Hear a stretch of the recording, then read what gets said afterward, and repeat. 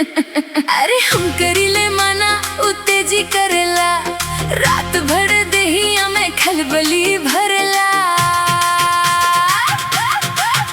हाँ हम करीले माना उत्तेजी करेला, रात भर देहिया में खलबली भरला। बिन पुछले सैया टॉप गियर लगावेला। अरे बलमुआ ड्रिल मशीन हा उते होल करेला। अरे अरे अरे अरे अरे अरे हाँ ड्रिल मशीन हाँ उते होल करेला। अरे धक धक धक धक धक धक होल करेला। करीले माना उत्तेजी करेला, रात भर देहिया में खलबली भरला। बिन पुछले सैया टॉप गियर लगावेला। अरे बलमुआ ड्रिल मशीन हाँ उते होल करेला।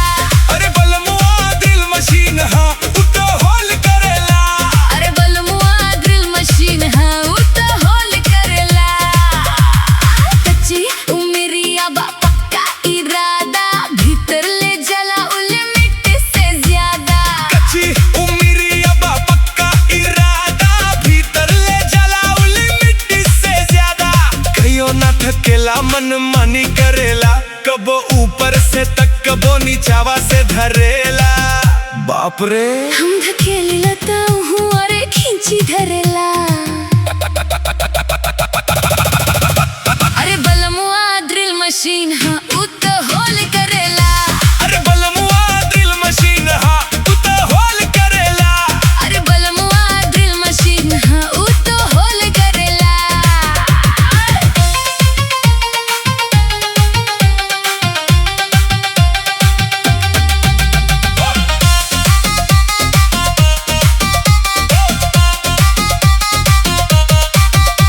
पलंग करे चोय चोय नट बोल्ट ढीला, भोर वेले कर देला पूरा बदनवा गीला। देसी जुगाड़ हरानी कबो फेल ना होई, अंदर ले जाके आज पूरा रेलम रेल होई। छोड़े ना पीछा मशीन चालू रखेला, पॉइंट घुसे खातिर एकदम बेकाबू रहेला। से जिया पे हमरा उ कुश्ती लड़ेला।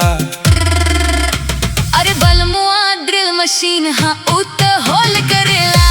अरे बलमुआ ड्रिल मशीन हा उते होल करेला। अरे बलमुआ ड्रिल मशीन हाँ उते होल करेला। अरे मार धड़का धर कर देब आर पार, बाजे दा डीजे नाची गाँव जवार। हिला के रख दे कमर लचकावा गोरी। अरे छोड़ देना अब न सहाई। मशीन गरम हो गइल बा तो पानी डाल के ठंडा कर ली।